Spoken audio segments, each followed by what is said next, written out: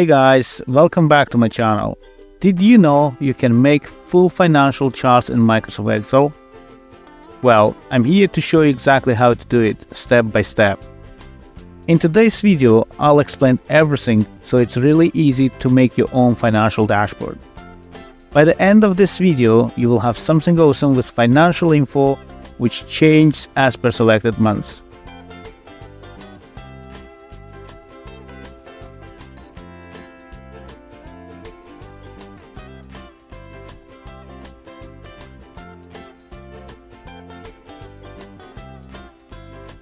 And guess what? You will also have the details in another tab as well. So let's not waste any more time and let's jump right in and get started. In the first step, we are going to set up the basic structure of our dashboard. First, pick the area you want and make it white. Then, head over the shape options and choose the rectangle. Adjust its size and add icons and text for navigation.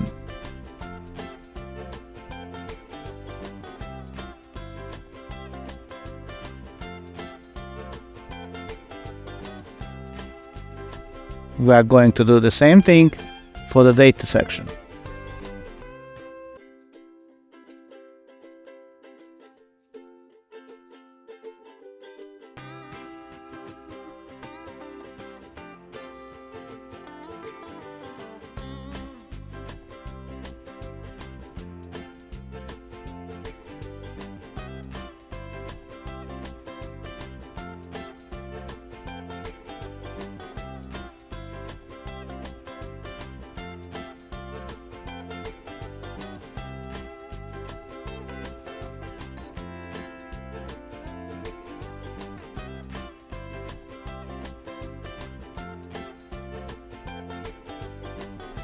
Once that's done, we can link these icons to the right tabs. We will link the data icon to the data tab and the dashboard icon to the dashboard tab.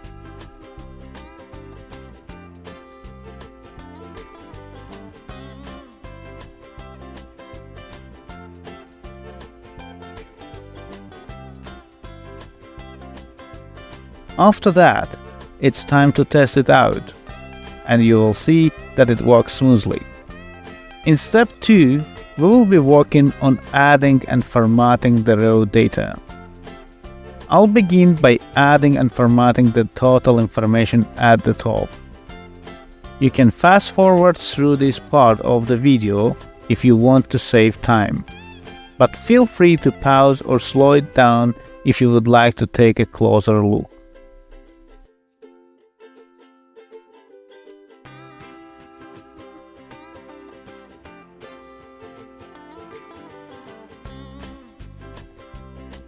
After we've completed that, let's create a table with raw data.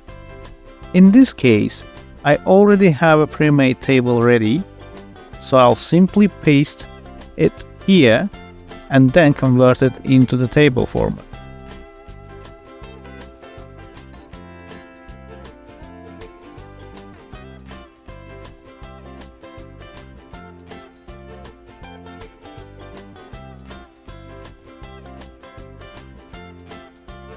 Step 3. Let's enhance our dashboard by adding a filter feature. To do this, I'll utilize a slicer and select the option to filter by months. As you can see, the filter by months function is now ready for use.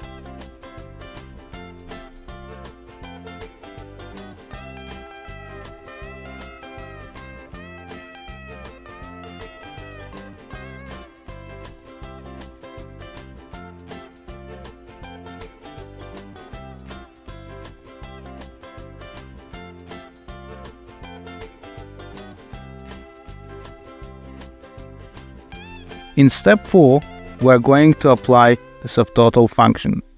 This function comes in handy when you have subtotals in your data and you want to prevent counting them twice. Here's the plan. we will use subtotal function number 9 for all columns except the job profit column.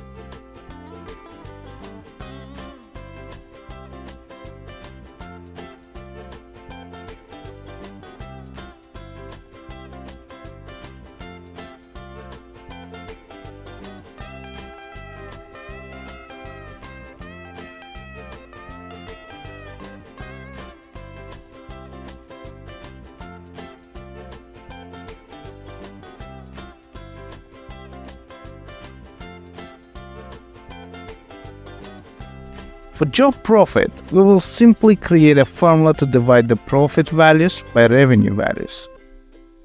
Now, after adding up all the numbers, it's time to test this out and see how it works.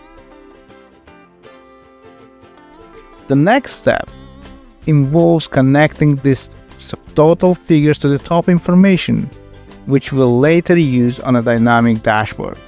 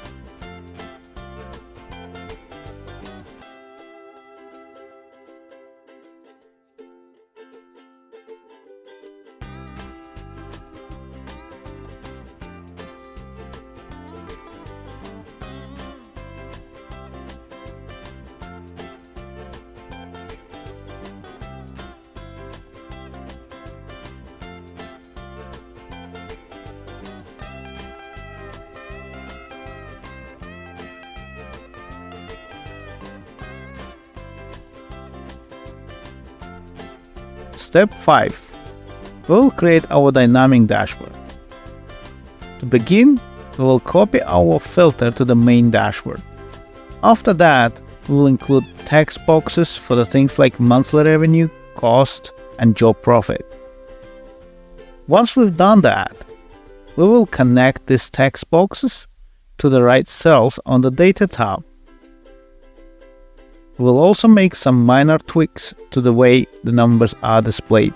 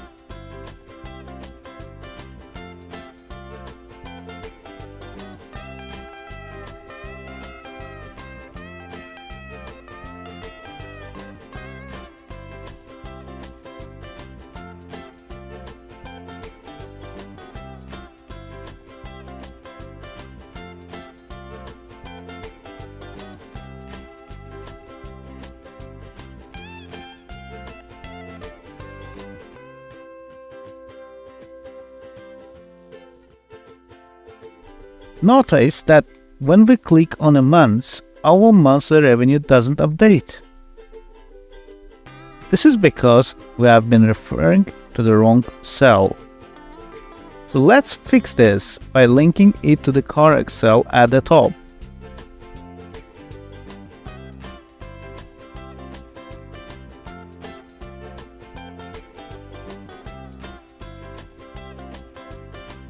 Now give it another try, and you will see it works perfectly.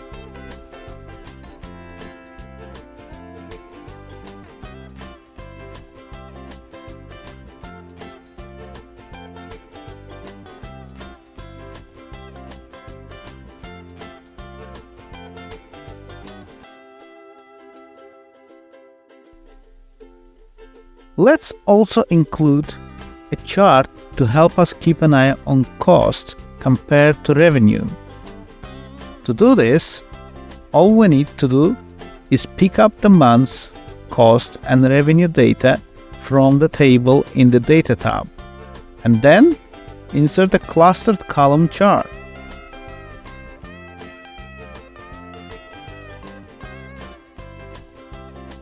After that, we will give a chart and whole dashboard a quick makeover.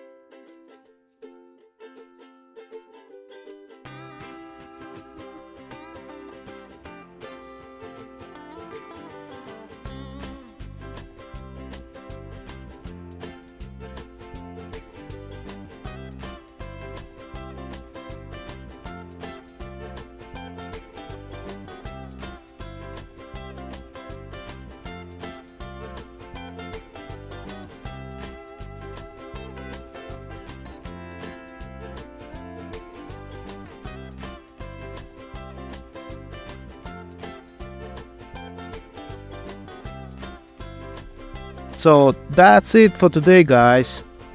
I really hope you enjoyed my video.